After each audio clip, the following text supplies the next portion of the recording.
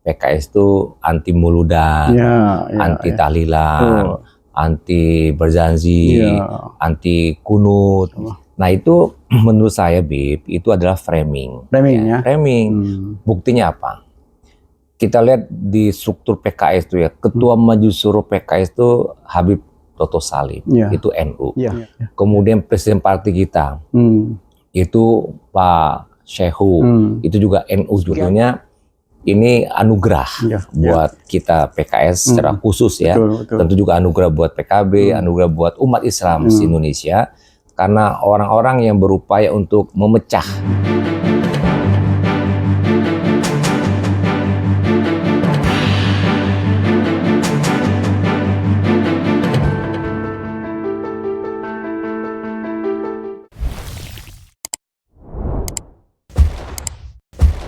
Bismillahirrahmanirrahim. Assalamualaikum warahmatullahi wabarakatuh. Waalaikumsalam warahmatullahi wabarakatuh. Hari ini suatu kebanggaan yang luar biasa. Saya diterima oleh Ketua Dewan Pakar, Profesor Dr. Irwan Prayitno. Ini beliau luar biasa. Sudah menjabat 2 kali Gubernur Sumatera Barat. Sekarang beliau sebagai Dewan Pakar, saya pun bergabung di wadahnya beliau. Mudah-mudahan bisik-bisik politik kenegaraan ini bermanfaat buat kita semua. Amin, amin. Sehat toh? Ya, amin. Masya Allah. Alhamdulillah. Gimana Habib, sehat ya? Alhamdulillah, bil afiyah, berkat hukum. Alhamdulillah, alhamdulillah. Prof, ini masih banyak berguru nih. Wah, bukannya kebalik nih, Bib. Antum di birokrasi kan cukup lama ya? Ya, alhamdulillah. Gitu. Nah, terus akhir-akhir ini banyak sekali fenomena-fenomena yang luar biasa. Iya. Ya, antara lain kita menyaksikan bersatunya umat Islam ya. Iya. Nah, ini satu anugerah ya. Iya. Satu barokah buat kita ya. PKS bisa bersatu dengan PKB. Iya. Dan ini yang tadinya menjadi semacam gunjingan orang ya di luar ya. Tetapi kita melihat sendiri kenyataan sebaliknya ya. Iya. Mungkin Prof bisa lebih menjelaskan lebih detail lagi tentang hal ini. Jadi Habib ya, sebetulnya kalau secara nilai umat Islam itu kan satu ya. Jadi umatan wahidan gitu, umat yang satu. Dan baik NU ataupun bukan NU atau Muhammadiyah bukan Muhammadiyah, itu kan sebetulnya satu Islam juga semuanya. Cuman memang dalam politik itu tidak lepas daripada pencitraan, framing, branding untuk kepada sesuatu yang ada kaitan politik itu kelihatannya terjadi. Sehingga disebut misalnya PKS itu anti muludan, anti tahlilan, anti berjanji, anti kunut misalnya kan. Terus juga anti baca basmalah macam-macam lah, bahkan Wahabi dan sebagainya. Nah itu menurut saya Bib, itu adalah framing. Framing. Buktinya apa? Kita lihat di struktur PKS itu ya, Ketua Majelis Syuro PKS itu Habib Toto Salim, itu NU. Terus wakil-wakilnya juga banyak NU. Kemudian Ketua Dewan Syariah Pusat yang membicarakan masalah keagamaan dan garis kebijakan di sisi syariah dan sebagainya, itu orang NU ketuanya, Dr. Muslih. Kemudian Presiden Partai kita, itu Pak Shehu, itu juga NU juga. Kiai Haji Ahmad Shehu. Ya, Kiai Haji Ahmad Shehu. Nah, kemudian di daerah juga banyak. Jadi kalau disebut anti NU, anti muludan, yang enggak, kita juga di DPP juga ngadain berjanji juga, ngadain muludan juga. Kalau itu semuanya kan suatu kegiatan yang baik-baik saja, tidak ada yang dilanggar secara syar'i ya. Mauludan, maulud Nabi, itu kan syiar, nggak ada juga kaitan dengan halal haram ya. Nah, cuman orang mencitrakan ke PKS sehingga terjadilah seperti minyak sama air dalam ibarat seakan-akan. Padahal sebetulnya juga tidak. Nah, oleh karena itu dari pencitraan seperti ini ada yang terpengaruh. Nah, sehingga yang terpengaruh itu memberikan suatu opini juga ke bawah, menyebarkan ke bawah. Jangan pilih PKS karena PKS itu Wahabi. Dibalikin juga apa sih Wahabi juga nggak tahu dia Wahabi itu apa kan. Kalau misalnya Wahabi itu adalah asalnya dari Saudi Arabia, kita semuanya umroh ke Saudi. Iya betul. Ya kita haji ke Saudi, sholatnya di Masjid Haram dan baik di Mekah ataupun di Madinah, imamnya imam-imam yang ya orang Saudi yang mungkin Wahabi kan Saudi sebetulnya kan. Campur-campur. Nah, kita ke sana kan nggak apa-apa kalau memang dia khawatir Wahabi, padahal dia jadi imam kita waktu sholat dan sebagainya. Jadi kan juga tidak betul juga, ya kan. Nah, jadi itu lebih kepada pencitraan. Namun demikian, memang ada beda sedikit dari segi wilayah. Kalau PKS itu secara survei umat Islam di perkotaan. Nah, itu beda. Kalau NU umat Islam banyak tuh di pedesaan. Dan itu walaupun di pedesaan juga ada PKS juga, di perkotaan juga ada NU, tapi mayoritasnya. Nah, itu memang antara kota dengan desa kan memang wilayahnya nggak ketemu. Dia beda gitu kan. Nah, jadi saya melihat dengan adanya PKS dan PKB dalam satu koalisi Amin, itu lebih memberikan satu bukti nyata di publik ya. Bukan bukti nyata di dalam. Kalau bukti nyata di dalam, saya menyatakan nggak ada bedanya karena kami pun di PKS banyak juga NU. Tapi untuk pembuktian keluar bahwasanya PKS dengan PKB nggak ada masalah, bukti menyatu.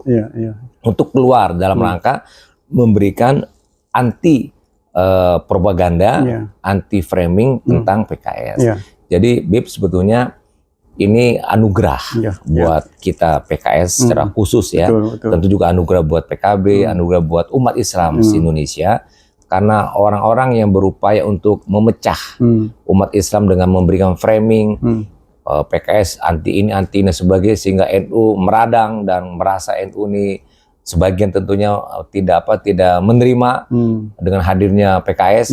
Dengan bersatu ini antara PKS dengan PKB di koalisi Amin itu memberikan kebaikan bagi umat Islam, bagi seluruhnya, karena kita ini bersatu sebetulnya, dan itulah hakikatnya. Jadi sebetulnya walaupun hakikat sebenarnya kita bersatu, nilainya juga dalam Al-Quran dan hadis pun kita ini bersatu, beda-beda ya. Pengamalan ibadah itu biasa selama itu ada rujukan Quran Sunnah, kita nggak membid'atkan itu, dan silakan kita jalani, dan mari kita bersama untuk membangun bangsa dan negara ini luar biasa. Dengan bersatu ini kan membangun bangsa dan negara kan jadi semakin kuat dan mantap gitu kan. Dibanding kalau di jalan ibarat mobil cuman single gardan, kalau sekarang udah double gardan, itu kuat, tanjakan, turunan, wah ini mantep lah bisa. Nah begitu Beb, pikir Beb. Ya memang selama ini kalau kita lihat ya, framing yang dibuat oleh oleh kekuasaan saat ini ya, status quo ya, itu begitu canggih ya mereka memframing kita ini, sehingga umatnya seakan-akan ya terpecah belah ya. Seakan-akan terpecah. Memang kita balik ke sejarah ke belakang, memang Masyumi itu pernah selisih dengan NU kan, pernah keluar kan.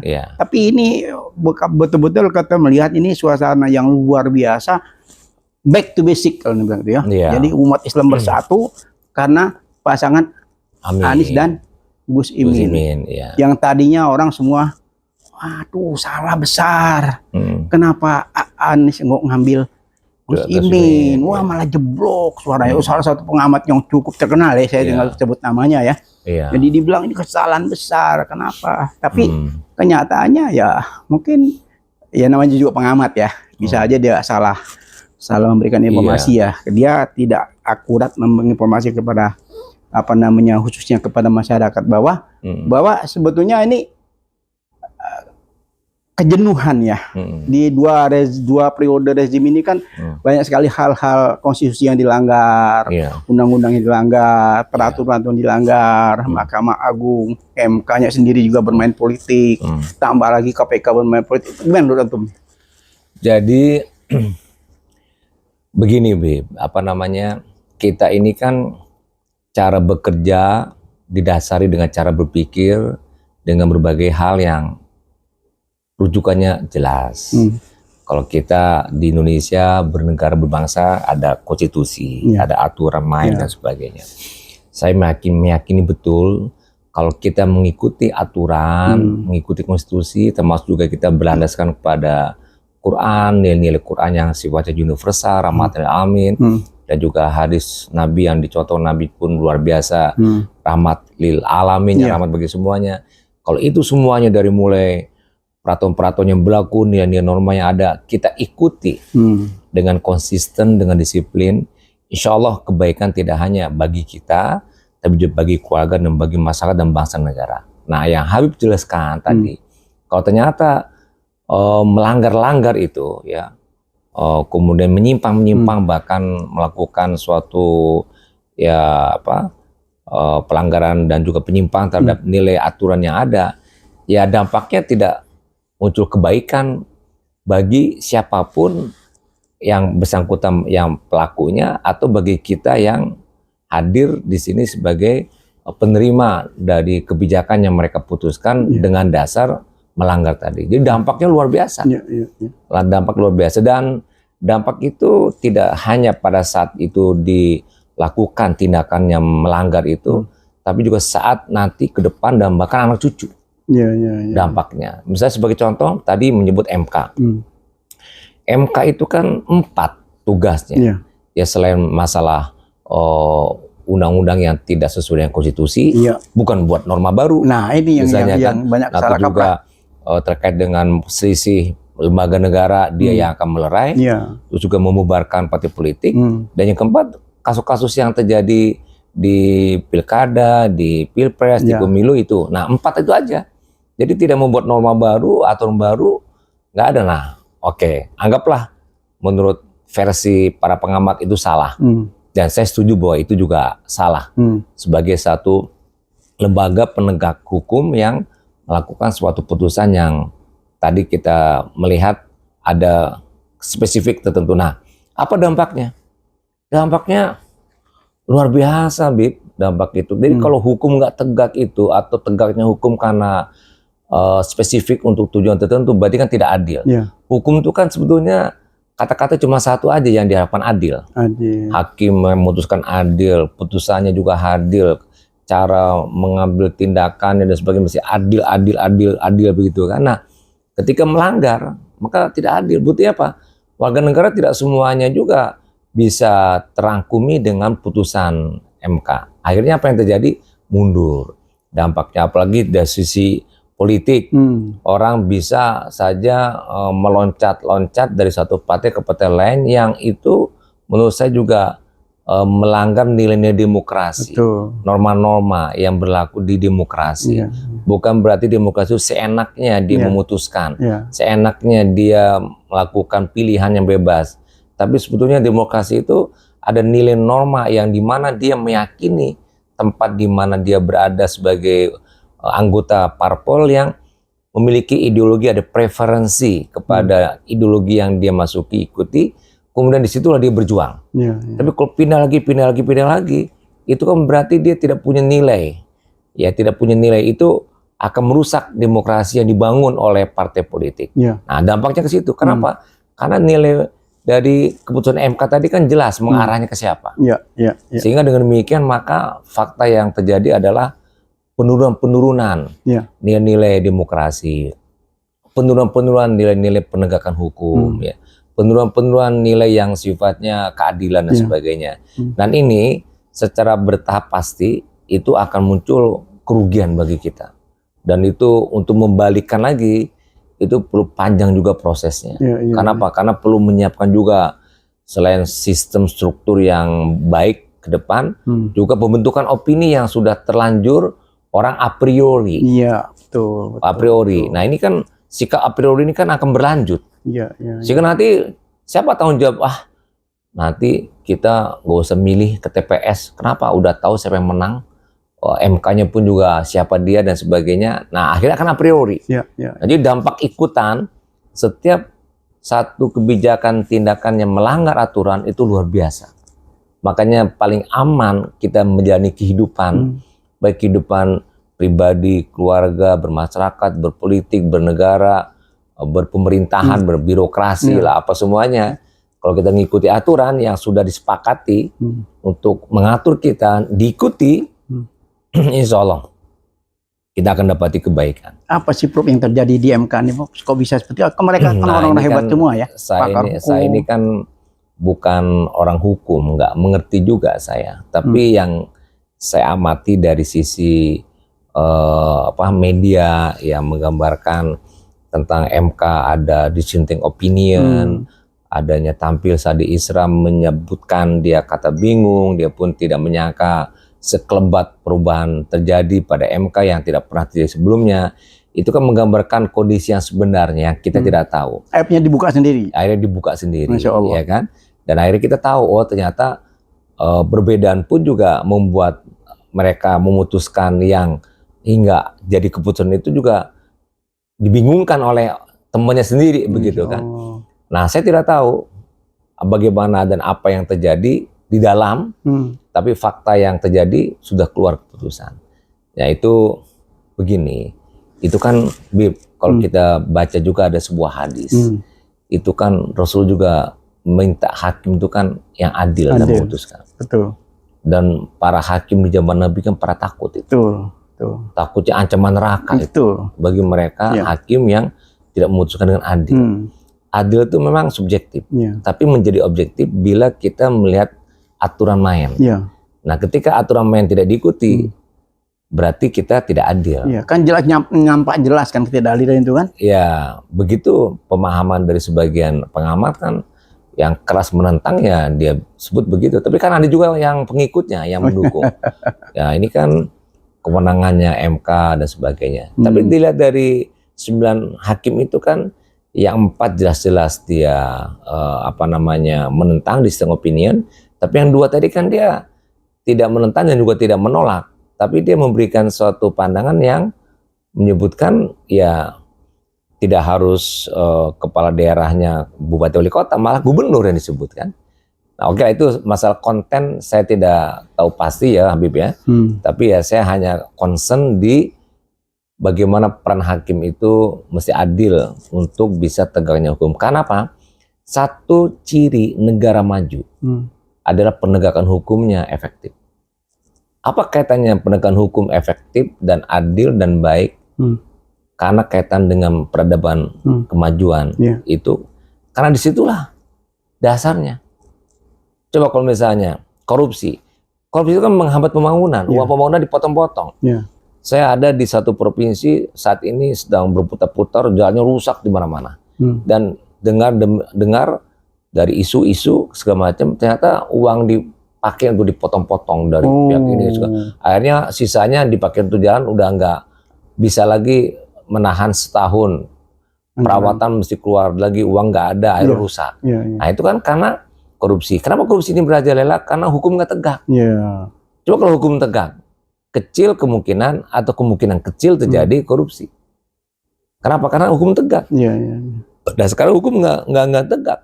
Nah itu kan di berbagai lapisan yang terjadi akibat dari tidak tegaknya hukum, sehingga orang berani-berani semua nekat-nekat gitu kan. Ya kalaupun kena hukum dia pun bisa berbayar, bahkan kalau nggak dibayar pun ada orang yang datang untuk minta bayaran.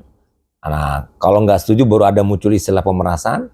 Jadi sebenarnya pihak dari penegak hukum pun dari apa yang kita dengar saat ini pun banyak yang menawarkan diri dengan jualan kasus. Ya kalau nggak nanti ditersangkakan, kalau nggak nanti ditersangkakan. Nah, itu kan dampak ikutannya luar biasa.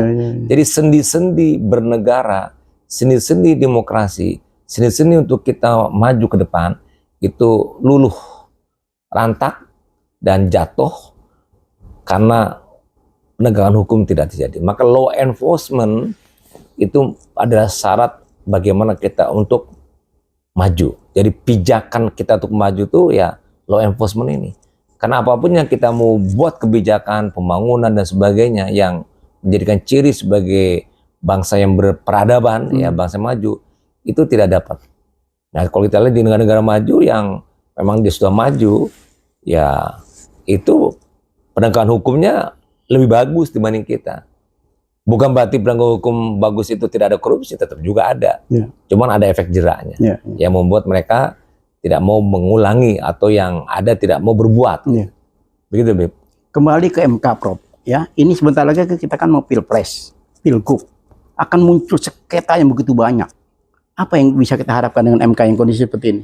Ya, kita berdoa dan kita berharap semoga MK ke depan betul-betul objektif. Masih ada ruang mereka untuk bertobat ya, atau berpikir jernih. Itu saja harapan kita, dan kalaupun harapan itu nggak terpenuhi, seandainya misalnya MK itu berbuat main dan curang, itu hadapannya masyarakat yang berhadapan. Dan itu luar biasa bisa mencetuskan demo-demo dan sebagainya. Sebelum ini saja MK kita anggap berjalan masih on the track, itu kalau ada sesuatu yang di luar dari biasa aja itu udah diprotes. Apalagi ini betul-betul nggak menjalani on the track tadi. Akhirnya semakin banyak orang yang akan berlawan dan menambah suatu gerakan, jadi ibarat menyiram dengan air bensin gitu untuk meletup dan terbakar gitu. Ketika nanti sekiranya MK memutuskan tidak adil pada kasus-kasus pilkada, pemilu dan pilpres gitu. Kembali lagi ke PKS, Prof ya. Saya melihat akhir-akhir ini dan LSMP memberikan apresiasi ya kepada begitu banyak orang hebat ya. Bintang 3, bintang 2, bintang 1, Fani Murawan, kolonel, bahkan ratusan saya ikut berbondong-bondong mendukung perubahan. Bahkan akhir-akhir ini saya juga lihat masuk ke PKS untuk memperjuangkan suatu perubahan. Gimana Prof? Apa yang terjadi? Fenomena kayaknya belum pernah terjadi sebelumnya. Jadi ini juga satu anugerah bagi PKS, karena selama ini PKS di framing anti nasionalis, anti Pancasila, tidak toleran, intoleran, dan kemudian juga anti inilah kebangsaan dan sebagainya yang sejenisnya kan, dan terus dianggap juga ekstrim lah, nggak merangkul dan lain sebagainya, eksklusif ya. Dan itu saya bisa katakan semua yang tadi saya sebut itu adalah framing yang dibuat oleh orang. Sengaja dibuat supaya apa, orang nggak milik kita dan kita nggak menjadi besar. Nah, jadi itulah kenyataan bahwa orang melihat kita itu tidak nasionalisme dan tidak Pancasila dan sebagainya. Nah, itu kan pesanan orang nih. Saya coba lawan, enggak, saya Pancasilais, enggak, PKS itu memang nasionalis, kita lawan. Ungkapan dia menyerang kita dengan tuduhan itu dan kita lawan lagi dengan menetralisir dan mengcounter, itu capek dan tidak ada hasil kita lakukan karena orang tetap aja akan begitu bahkan. Nah, itu kan dia bela diri. Nah, kita ngomong itu disangka kita bela diri dan sebagainya. Nah, jadi yang cara paling tepat itu menunjukkan bukti bahwa kita ini tidak anti Pancasila, tidak anti NKRI, tapi kita sangat Pancasila NKRI. Dan itu efektif, tidak diucap dengan berbalas pantun atau dengan lisan atau dengan satu bayangan dan sebagainya. Tapi yang paling efektif adalah dengan bukti. Nah, bukti itu apa? Salah satu buktinya adalah masuknya TNI, Purnawirawan dan juga Purnawirawan dari polisi ya masuk, itu sudah bukti bahwasanya PKS nasionalisme. Iya, sekarang hampir semua angkatan ada kan? Ada semua angkatan. Dan bintang 3, 2, 1 banyak. Artinya ini sebagai bukti ke publik dengan harapan adanya masuk TNI Polri selain menguatkan barisan karena mereka orang hebat-hebat semua, punya pengalaman yang luar biasa. Itu juga harapan kita dia bisa menghilangkan citra image PKS yang disebut ekstrim dan sebagainya. Atau anti nasionalis, intoleran. Iya, terjawab sudah ya. Terjawab sudah. Itu kan sama dengan poin pertama tadi yang kaitan dengan kita diantikan Maulidan, diantikan tahlilan dan sebagainya. Itu kan pencitraan juga. Nah, kalau tadi faktanya kita pimpinan-pimpinan kita banyak orang NU, berarti kan nggak mungkin dong. Tambah lagi ibadahnya ibadah NU masa anti. Nah, yang poin kedua, saya sebagai gubernur bertemu dengan Forkompinda itu udah mungkin hampir 10 kali orang ganti selama 10 tahun. Iya. Dengan Kapolda, dengan Danrem, Kejati dan sebagainya. Itu sepengalaman saya tidak ada satupun mereka yang berinteraksi dengan saya yang kemudian menuduh saya ini ekstrim. Saya ini anti nasionalisme, anti Pancasila, intoleran, nggak ada. Akrab, baik kita berhubungan dengan mereka dan mereka tahu siapa kita. Tidak dengan pandangan yang negatif. Jadi fakta, dan kemudian di DPR RI udah ratusan lah yang jadi anggota DPR dari tahun 99. DPR kota, kabupaten dan provinsi mungkin dari ribuan. Coba Habib, pernah nggak mendengar di media ada misalnya satu saja anggota DPR dari PKS yang anti nasionalis, anti Pancasila? Nggak ada. Nah itu fakta, Mas.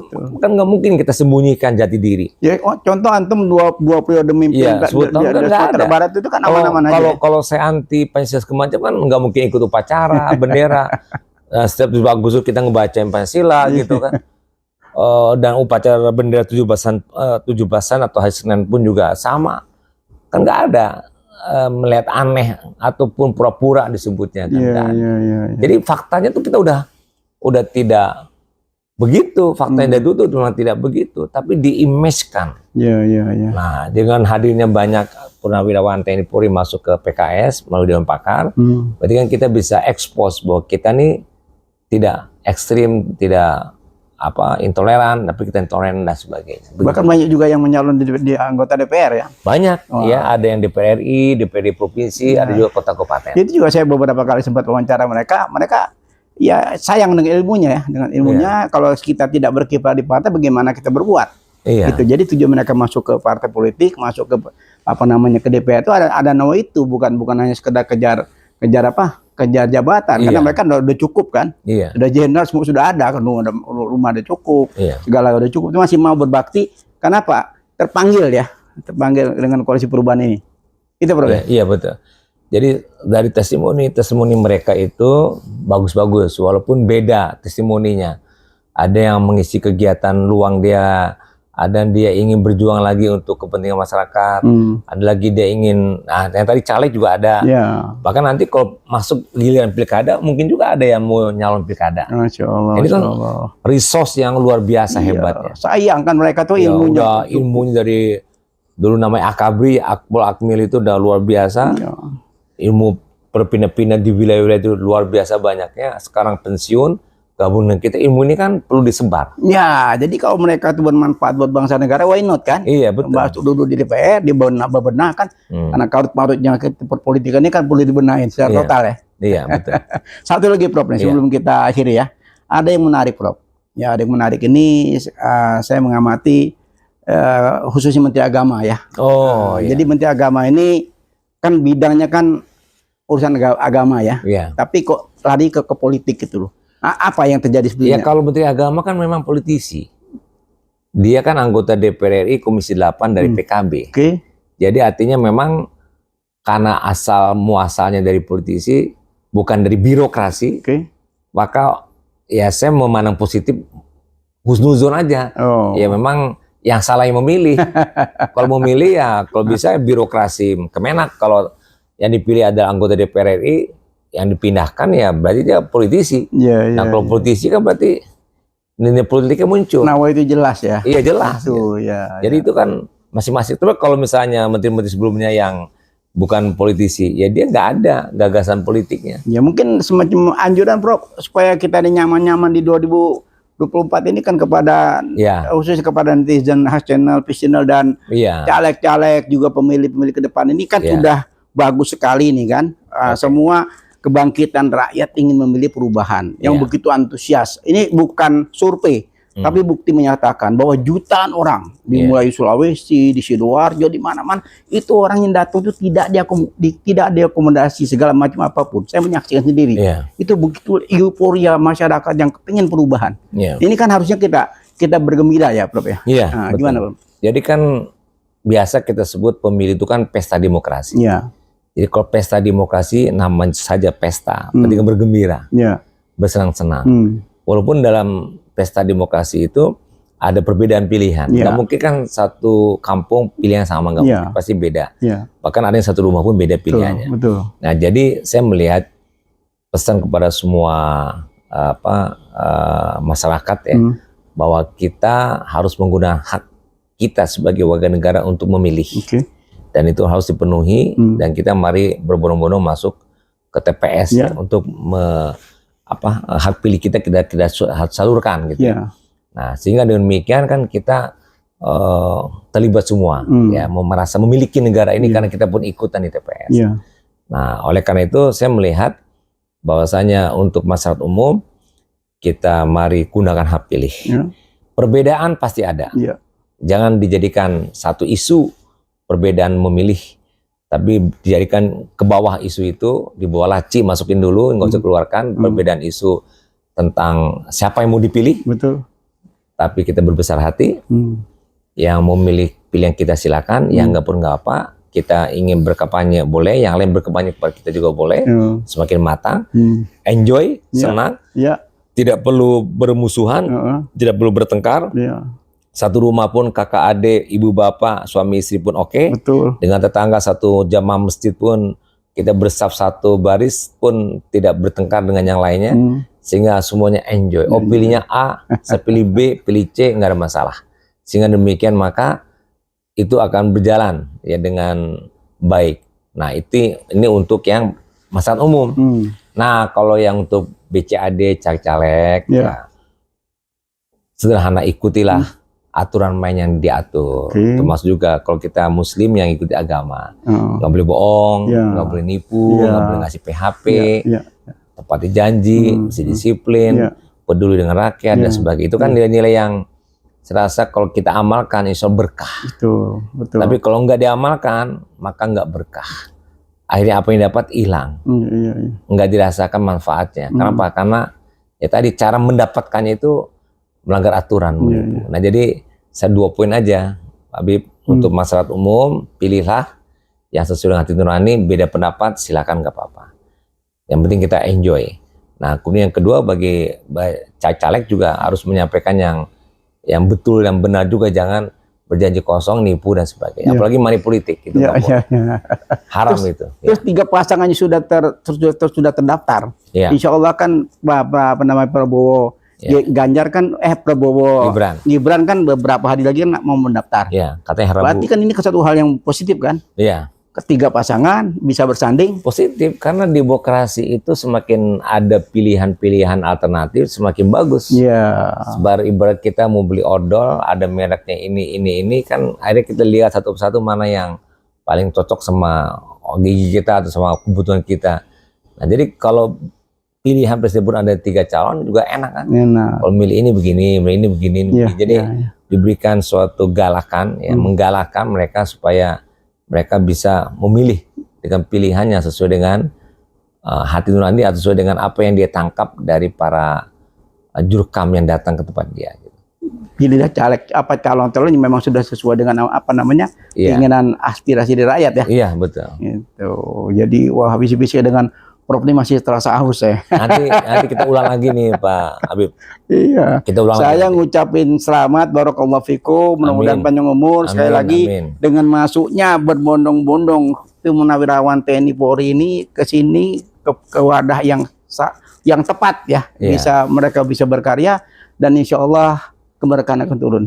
Amin. Prof, terima kasih banyak Prof. Makasih sama Habib ya. Barakallah, mudah-mudahan apa namanya silaturahmi ini membuahkan satu hasil ya. Jangan lupa di Pilpres nanti pilih dan kritisi ya. Setiap apa namanya hak itu harus dikawal ya. Jangan cuma memilih terus tinggal ya.